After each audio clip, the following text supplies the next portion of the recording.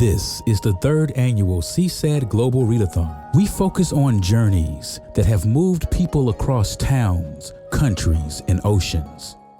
We want to continue our exploration of the migration journey. Dr. Bridget Blake, a valued friend of the Readathon who joined us last year, but she is now back to share her migration story, the First Lady of Georgia State University. She hails from Jamaica.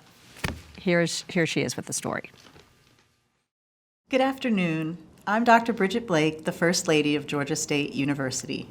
It is with pleasure that I participate in this year's CSAD's Global Readathon, Roots, the Journey of Us. As a proud Jamaican American, this theme resonates with me. I come from the land of historic figures such as Maroon Chieftain, Queen Nanny, Marcus Garvey, Bob Marley, among others. Growing up, their stories of achievement filled our homes and were a source of pride. Today, I will read a selection from Claude McKay, a Jamaican-American writer and poet. Claude McKay began writing poems at the age of 10 while living in Jamaica. He emigrated to the United States in his 20s, and his works include portrayals of life during the Harlem Renaissance and feature themes of the fight against discrimination. Influenced by classical and British literature, to me, his words leap off the page and vividly capture his lived experiences. This selection is from his book, A Long Way from Home, Part 1, American Beginning, Chapter 1, A Great Editor. In it, he's working for the railroad in 1918, and he's excited to have recently heard from an editor who may want to publish his writing in the United States. While out on the town, he's arrested for not having his papers. My family having immigrated from Jamaica when I was young, I can relate to the feelings of excitement that come with new places and new opportunities, while treasuring the place you once called home and the feeling of belonging. At last, dawn came, bringing some relief. At 9 o'clock, we were marched to the court, a motley gang of men, bums, vagrants, pimps, and honest fellows, all caught in the same net. The judge handed out 5- and 10-day sentences like souvenirs. When my turn came, I told the judge that my registration card was mislaid somewhere in New York, but that I was working on the railroad, had arrived in Pittsburgh only the day before, and should be working at that hour. I said that nearly every day I was serving soldiers and that my being absent from the dining car that morning would cripple the service because I was the chief waiter and we were running short of a full crew. To my surprise, as soon as I had finished, the judge asked me if I were born in Jamaica. I said, "Yes, sir." And he commented, "Nice place, I was there a couple of seasons ago." And ignoring my case and the audience, the judge began telling me of his trip to Jamaica and how he enjoyed it, the climate, the landscape, and the natives. He mentioned some of the beauty spots, and I named those I knew. "I wish I were there instead of here," he said.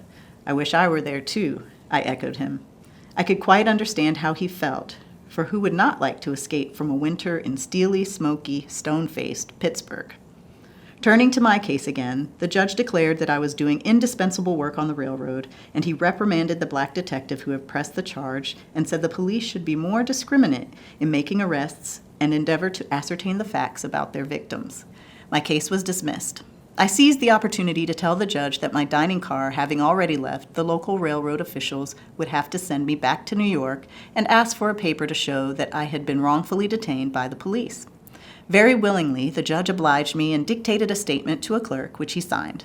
As he handed me the slip, he smiled and said, "You see, I could place you by your accent."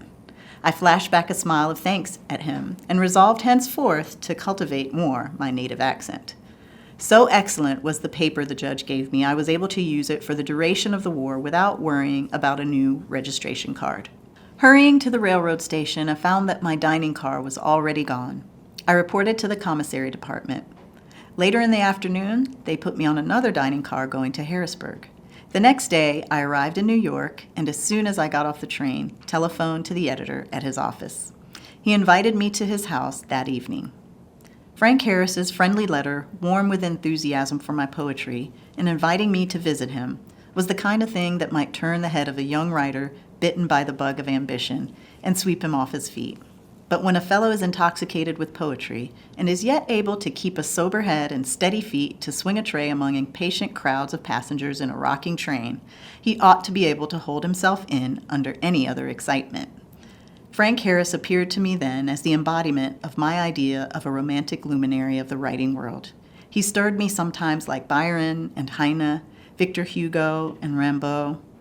I had read his writings avidly ever since he returned to America during the World War and stamped his personality upon the pages of Pearson's magazine. His pronunciamento when he took over the editorship was impressed on my memory. He had said that the purpose of Pearson's was to reach and discover the obscure talents of America who were perhaps discouraged, engaged in uncongenial labor when they might be doing creative work. I took his moving message personally, for I was one of those talents. Happy Black History Month, and may your journeys be fulfilling.